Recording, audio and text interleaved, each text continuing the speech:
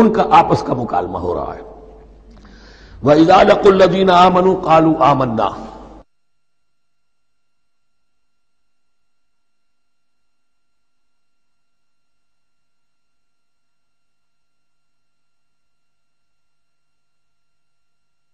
اور ان میں سے کچھ لوگ ہیں کہ جب ملتے ہیں اہل ایمان سے تو وہ کہتے ہیں ہم ایمان لے آئے۔ وَإِذَا خَلَا بَعْضُهُمْ إِلَى بَعْضٍ، اور جب وہ خلوت میں ہوتے ہیں ایک دوسرے کے ساتھ، قالوا، وہ کہتے ہیں أَتُحَدِّثُونَهُمْ، کیا تم بتا رہے ہو ان کو، بِمَا فَتَحَ اللَّهُ عَلَيْكُمْ، وہ باتیں جو اللہ نے کھولی ہیں تم پر، لِيُحَاجُّوكُمْ بِهِ عِندَ رَبِّكُمْ، کہ وہ تم پر حجت قائم کریں تمہارے رب کے پاس، کہ اللہ اس نے مانا تھا کہ ہاں تورات میں یہ ہے، تو تم ذرا عقل سے کام لو، اور یہ حقیقتیں جو تورات کے ذریعے سے ہمیں معلوم ہے مسلمانوں کو مت بتاؤ۔ اس پر اللہ کا تبصرہ کیا ہے؟ افلا تعقلون، یہ تو ابھی انہی کا قول ختم ہوا کہ کیا تم عقل نہیں ہے کہ تم ایسا بیوقوفی کا کام کر رہے ہو؟ اولا یعلمون، یہ تبصرہ اللہ کا ہے، تو کیا یہ لوگ نہیں جانتے ان اللہ یعلم ما یسرون وما یعلنون، کہ اللہ تو جانتا ہے وہ سب کچھ بھی جو وہ چھپاتے ہیں اور وہ سب کچھ بھی جسے وہ ظاہر کرتے ہیں۔ تو چاہے یہ باتیں مسلمانوں کو بتاؤ نہ بتاؤ، اللہ کی طرف سے تو محاسبہ ہو ہی جانا ہے، لہذا یہ بھی ان کی ناسمجھی کی دلیل ہے۔ اب آ رہی ہے وہ اصل اہم بات جو میں نے آج ابتدا میں بیان کر دی تھی، وَمِنْهُمْ أُمِّيُّونَ، ان میں سے بھی ایک طبقہ تو ہے ان پڑھ لوگوں کا۔ اب دیکھیے امی اصل میں تو ایک طرح سے کہنا چاہیے کہ مشرکین عرب کے لیے لفظ ہے قرآن مجید میں، کیوں؟ ان کے اندر پڑھنے لکھنے کا رواج بھی نہیں تھا، کوئی آسمانی کتاب بھی ان کے پاس نہیں تھی۔ لیکن اب یہود کے بارے میں کہا جا رہا ہے، جیسے آج مسلمان ہیں کہ اکثر و بیشتر مسلمان تو جاہل ہیں، چاہے پی ایچ ڈی کیا ہوا، پی ایچ ڈی تو فزکس میں کیا ہوا ہے، قرآن کی الف بیتیں نہیں آتی، دین کے جو ہیں مبادی تک سے ناواقف ہیں، بہت پڑھے لکھے، اس کو ہمارے بعد لوگ کہتے ہیں پڑھے لکھے جاہل۔ آج کی عظیم اکثریت مسلمانوں کے پڑھے لکھے مسلمانوں کی وہ پڑھے لکھے جاہلوں پر مشتمل ہے، اس میں شامل کر لیجئے ہماری اکثریت جو ہے ہی بغیر پڑھی لکھی۔ تو اب انہیں کیا پتا، وہ تو سارا اعتماد کریں گے علماء پر، کوئی بریلوی ہیں بریلوی علماء پر اعتماد کریں گے، کوئی دیوبندی ہے وہ دیوبندی علماء پر اعتماد کریں گے، کوئی اہل حدیث ہے وہ اہل حدیث علماء پر اعتماد کریں گے۔ منہم امیون، اب امیون کا سہارا کیا ہوتا ہے؟ منہم امیون لا یعلمون الکتاب الا امانیہ، وہ کتاب سے تو واقف نہیں ہوتے، اپنی کچھ خواہشات ہیں کہ جن کو جانتے ہیں۔ یہ خواہشات بعد میں کھل جائے گا، یہ خواہشات کیا ہیں؟ ہم تو اسرائیلی ہیں، ہم تو اللہ کے محبوب ہیں، ہم تو امت محمد میں ہیں، ہماری تو شفاعت ہو ہی جائے گی، یہ امانی ہے۔ تلک امانیہم، اور ہمیں تو جہنم میں داخل کیا بھی تو تھوڑے سے عرصے کے لیے، ہمیں نکال لیا جائے گا، یہ امانی ہے۔ تو ان کے پاس تو یہ تو ان امانی، امنیہ کہتے ہیں خواہش، امانی اس کی جمع ہے، یہ اپنی خواہشات، انگریزی کا لفظ صحیح تعبیر کرے گا وشفل تھنکنگ، یہ اپنی اس وشفل تھنکنگ کے سہارے جی رہے ہیں، علم ان کے پاس ہے ہی نہیں۔ وَإِنْهُمْ إِلَّا يَظُنُّونَ، اور وہ نہیں کچھ کر رہے مگر ظن و تخمین، گمان ہے، ان کے اپنے من گھڑت خیالات ہیں۔ فَوَيْلٌ لِّلَّذِينَ يَكْتُبُونَ الْكِتَابَ بِأَيْدِيهِمْ، تو اصل ہلاکت اور بربادی اور ویل کے بارے میں بعض روایات یہ بھی آئی ہیں کہ وہ جہنم کا وہ طبقہ ہے جس سے خود جہنم پناہ مانگتی ہے، سخت ترین۔ تو وہ ویل، وہ تباہی جو ہے ان کے لیے ہے جو کتاب لکھتے ہیں اپنے ہاتھ سے، ثم یقولون ھذا من عند اللہ، اور پھر کہتے ہیں یہ اللہ کی طرف سے ہے، لیشتروا بہ ثمنا قلیلا، تاکہ کو حاصل کر لیں اس سے کچھ بڑی گھٹیا سی حقیر سی قیمت، یعنی فتویٰ نویسی جس کا معاملہ ہے۔ اب کوئی شخص آیا، اس نے ایک رائے پوچھی، انہوں نے اپنا جو بھی ہے وہ لکھا اور کہا یہی دین کا تقاضا ہے، بس یہی علم ہے، یہی اللہ کی بات ہے۔ اب اس میں کتنا کچھ واقعتاً انہوں نے صحیح بات کہی ہے، کتنی ہٹ درمی سے کام لیا ہے، کتنی کسی رشوت کے مبنی کو رائے دی ہے، خود بدلتے نہیں قرآن کو بدل دیتے ہیں، ہوئے کس درجہ فقیہان حرم بے توفیق۔ تو یہ ان کے علماء کا کردار تھا۔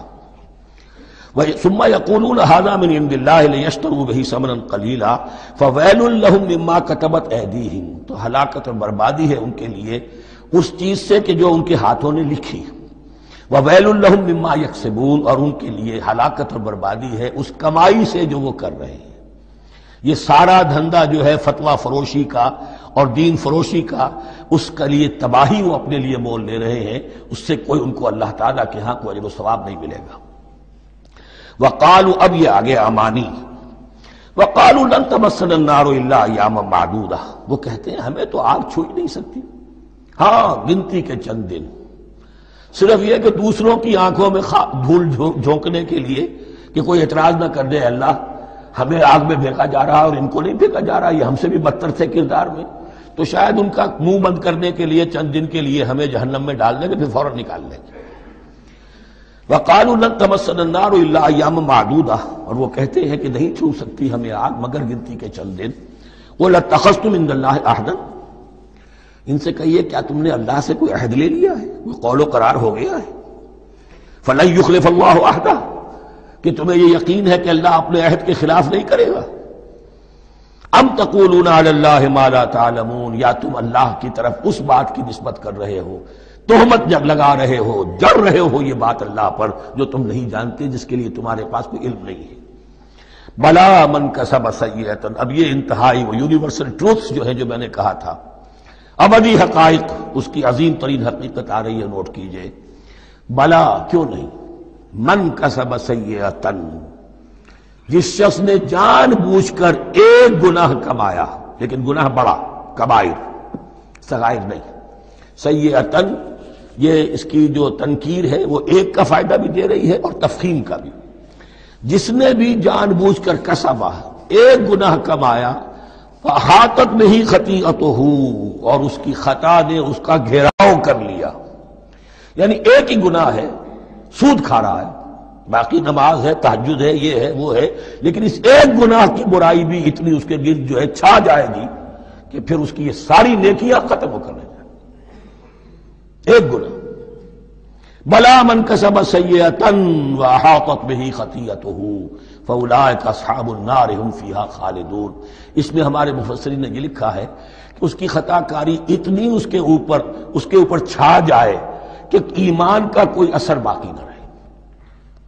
اور المعاصی برید الکفر، یہ علماء کے ہاں اصول ہے کہ یہ جو گناہ ہوتے ہیں یہ ڈاک ہے کفر کی، ہوتے ہوتے گناہ پر مداومت اگر اس پر چلتا ہے تو اصل میں ہوتے ہوتے ہوتا یہ ہے کہ اسے پتہ بھی نہیں ہوتا، وہ اپنے آپ کو مسلمان سمجھتا ہے، اندر سے ایمان ختم ہو چکا ہوتا ہے۔ دیمک کی طرح جو ہے وہ دروازے کی چوکھٹ جو ہے کھائی گئی، اوپر صرف ایک ونیئر لگا ہوا ہے جو نظر نہیں آ رہا۔